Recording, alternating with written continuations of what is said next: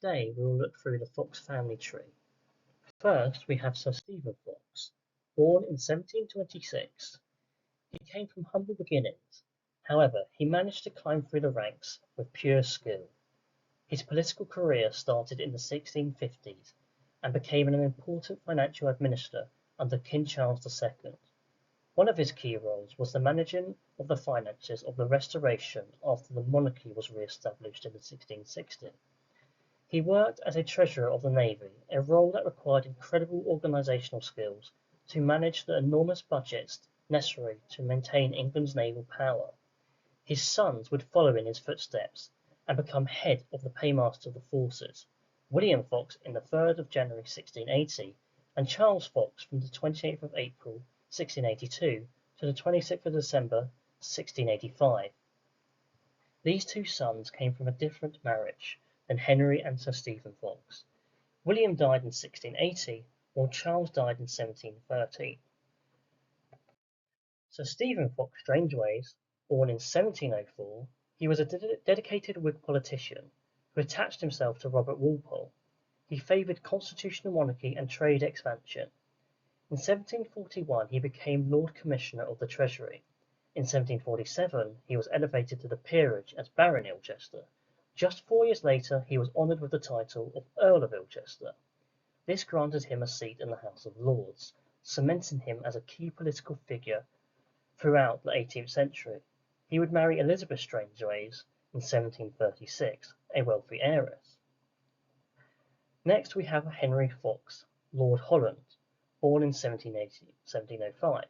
He was educated at Eton and later Oxford. In 1735 he entered Parliament as the member for Hindon, aligning himself with Robert Walpole, who took him under his wing. In 1743 to 1746 he was Lord of the Treasury. In 1744 he eloped with Lady Caroline Lennox. In 1746 to 1755 he became Secretary of War. In 1755 to 1756 he would become leader of the House of Commons, plus Secretary for the South.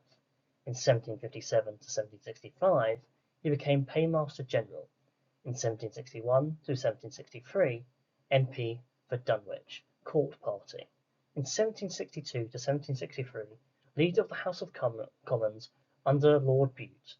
In 1763, on the 17th of April, he was elevated to 1st Baron Holland of Foxley. He would die on the 1st of July 1744 at Holland House, aged 68. Lady Caroline Lennox, born in 1723, she was the daughter of the Duke of Richmond, a direct descendant of Charles II. Caroline was expected to marry nobility, not a commoner like Fox. She eloped with Henry in 1744, where her father would disown her. Later her father would align himself with Fox as he gained elite connections, among them the Duke of Cumberland. Next were their children. General Henry Edward Fox. He was born in 1755. He served as the governor of Minorca. In 1733 he fought in the American War for Independence in the 38th Regiment of Foot. Here he would be promoted to colonel. He later also fought in the French Revolutionary Wars. He was promoted to general on the 25th of April 1808. Next is Charles James Fox. Born in 1749, he would become an imposing figure in British politics, advocating for civil liberties and democratic reform.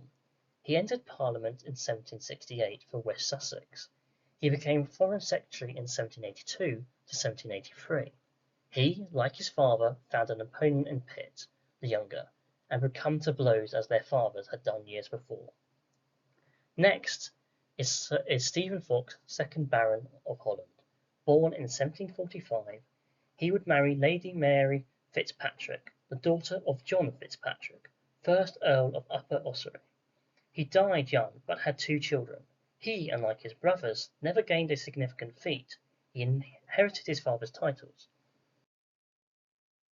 Next is his son, Henry Richard Vassall Fox, 3rd Baron. Born in 1733, at the age of 1 he would succeed his father as the next Lord Holland. He took his seat in the House of Lords in 1796. He was admitted to the Privy Council in 1806. and in 1811 he led the opposition to the Regency Bill. In 1816 he resisted the bill for confining Napoleon in St Helena. He also held the Chancellor of the Duchy of Lancaster from 1830 to 1834. He held office till his death in 1840. Next was his son, Henry Fox, 4th Baron Holland. Born in 1802, he was briefly a Whig politician. He held the seat of Horsham from 1826 to 1827.